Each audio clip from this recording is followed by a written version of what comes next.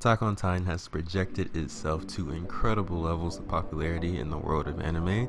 Seems like there are a few people who hate the show, and I don't particularly care for Attack on Titan, but I far from hate it. And even if I'm not the biggest fan of the show, I'm still able to acknowledge its run, because the things I don't like about the show aren't things that make it objectively bad. They're all just personal tastes. I'm not here to nitpick Attack on Titan though. In fact, I'm here to do the complete opposite. Attack on Titan is well paced. It manages to avoid boring anime cliches while having somewhat of an expansive cast of characters. Those characters don't ever feel 2D and flat and bland, and like there's nothing really to get out of them besides a trope, or like they're just a device meant for the plot. Attack on Titan manages to not fall victim to being predictable, while also the decisions it makes to not feel predictable feel like they make sense and not like they're just things done for shock factor.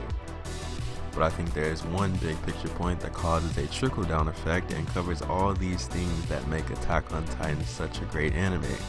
So, here's why Attack on Titan is better than your favorite shonen.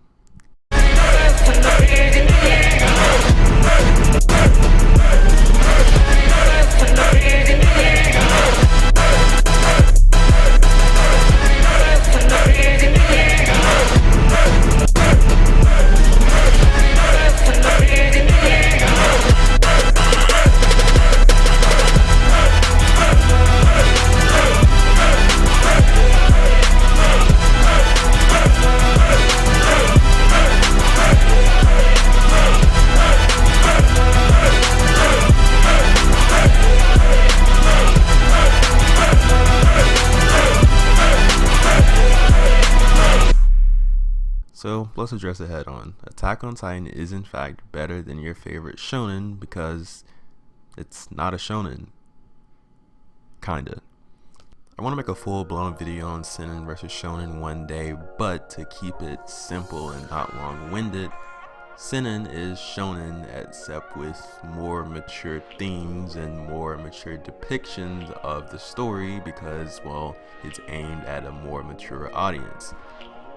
There's still people who call Attack on Titan a shonen, and I find that really funny because, like, can you imagine me telling you that this shit is for a 12-year-old?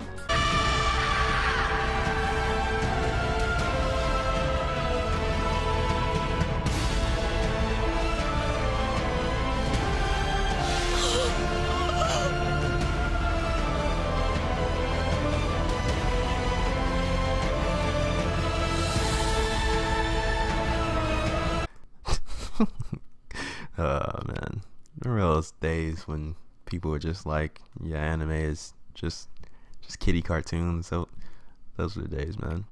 So like a lot of seinen, Attack on Titan isn't pure up and down black and white a seinen. It plays jump rope with the line of a seinen and a shonen. In fact, in the beginning of Attack on Titan, Eren Yeager is kind of a prototypical shonen hero. He wants to kill all the titans and get rid of all the bad people in the world, but that's just not really how Attack on Titan works.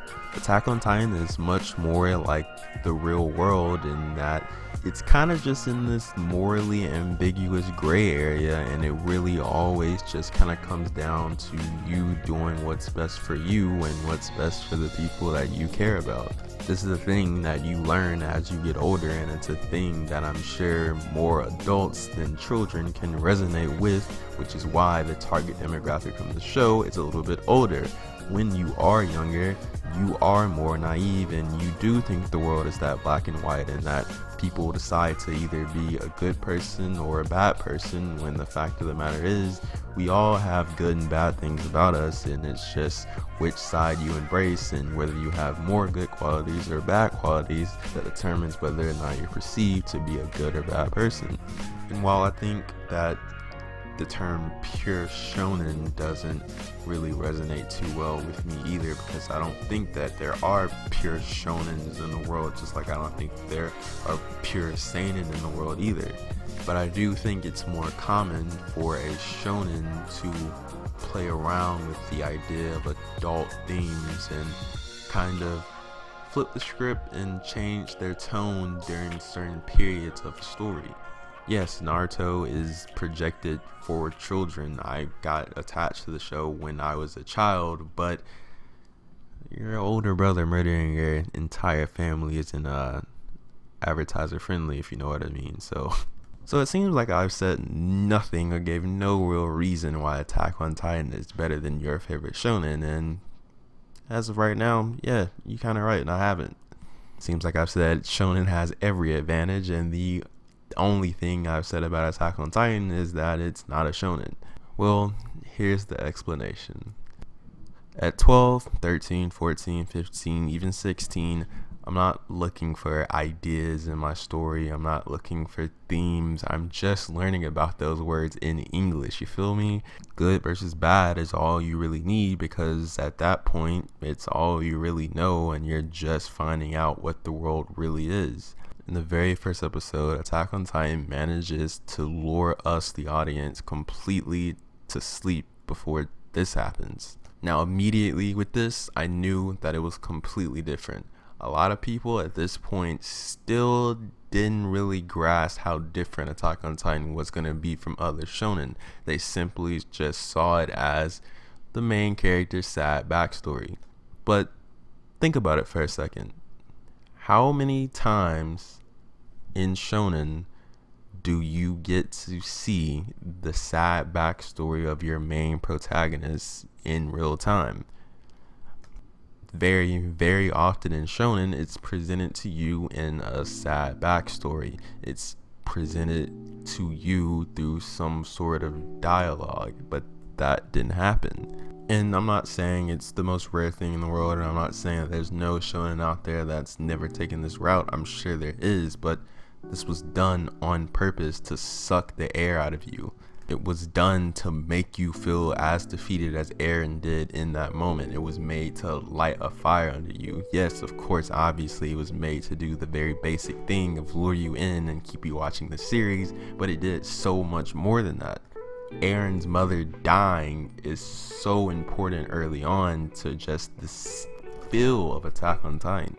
This death feels so realistic and so lifelike, and I don't mean literally like, you know, a giant humanoid naked man eating her isn't realistic, but just listen, it's not a thing that you snap out of usually unless you just get into deep thought about it one day or you experience it yourself. But oftentimes in movies and TV shows and video games and books, just storytelling period, they present this facade of, yeah, when someone you care about dies, you'll be able to say goodbye to them. You'll be able to get your final words in. They'll pass in your arms and it'll be this real emotional moment. That's just not the case usually at all. Typically, you wake up one day and a person who you know and who you've been close to and who you may have known for a long time in your life is just gone, and you can't do anything about it. And if it's this real defeated feeling you have when you're in that moment, it's not a thing that we expected. It's not a thing that I personally thought was going to happen, but when it does happen, the world doesn't stop spinning. No one really cares outside of Eren and the people close to him. It's just a sad, unfortunate event that happens, and that's what it is, because Eren can't do anything about it. No matter how much he wishes he could change it, no matter how much he feels like it's not right that that happened to him, no matter how much he can sit and wonder for hours and days and years on end why that happened to him. What could he have done different? Nothing. He couldn't have done anything different. That was going to happen to him regardless. And that's what makes Attack on Titan so far ahead of all other shonen. It manages to inspire and light a fire inside of us that shonen is known for. It has characters that we can be empathetic for. Yes, it has everything that coats the DNA of a shonen, but there are going to be things that happen to all of us in life, and as good as it sounds to say on paper, No, I don't want to tackle that with a smile. I want to sit down and I want to be sad and I want to feel defeated. I want to get to my lowest point so I can rework my way up to my highest point. Yes, experiences change you, and not all experiences are going to inspire you and make you want to conquer the world. You are going to experience bad things and they're going to change you for the worse. That's how life is. And that's how Attack on Titan is. Attack on Titan manages to keep the shonen flame and keep the shonen inspiration, but still have this human and this real life feeling to it. The world of Attack on Titan can feel very warm and very comforting, and the characters we see on screen can put big smiles on our face and we can enjoy our time with them. But at the end of the day, the world of Attack on Titan is a dark place, and it can get really depressing at times, just like real life. You can smile and you can be happy with your friends, and that's a viable option, but the fact of the matter is you cannot avoid tragedy. It's not real. And over the years with Attack on Titan, we don't view it and receive the episodes the same as a normal shonen.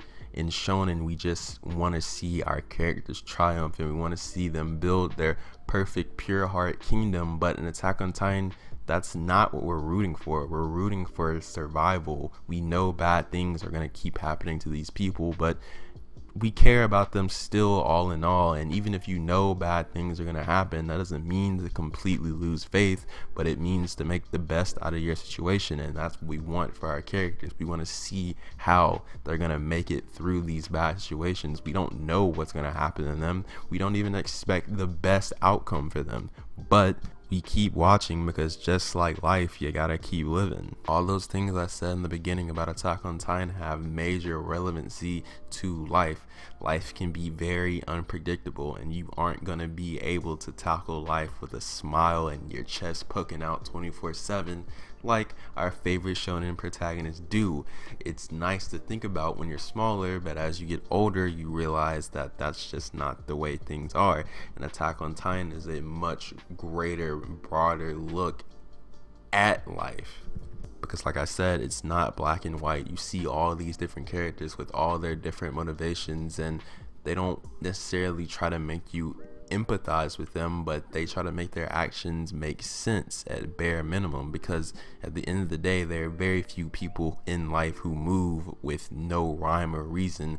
Many people who do the things they do, whether those things be good or bad, they have their own personal reasons for them. The shonen formula was created to appeal to young, naive people and inspire them. The seinen formula is created to be more reflective of the harsh realities of the world. Attack on Titan blows so many anime in both these genres out the water because it's able to utilize the good from both and form into a masterpiece of storytelling. Attack on Titan shows us that the world isn't all sunshine and rainbows, and it's irresponsible of you not to be self-aware and not to acknowledge that. But at the same time, just because you acknowledge that and just because bad things happen to you doesn't mean you should turn your back on the world. You need to find balance, just like the characters who find balance in Attack on Titan. There's very, very few pure good or pure bad characters in Attack on Titan. The downfall of characters in Attack on Titan usually comes down to them being too pure or too evil. So many people resonate with Attack on Titan because it's not telling us who to root for. Just like in life, you can't be told who to root for. You have to go through it and experience it on your own. Attack on Titan is something that you experience. You don't go through it rooting for Eren the entire time. There are moments where Eren makes you raise an eyebrow at him. It's up to you to decide whether or not he's become too morally corrupt for you to really care for him. I could go on for an hour about this, but in the end it comes down to this.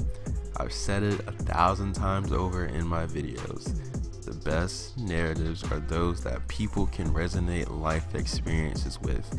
And while no, on a literal level, we can't relate to the characters in the world of Attack on Titan, and, you know, them fighting giant naked men, we can relate to the mental fortitude they need to survive in this world. So when it comes to comparing Attack on Titan to Shonen, in this regard, it stands head and shoulders above the rest.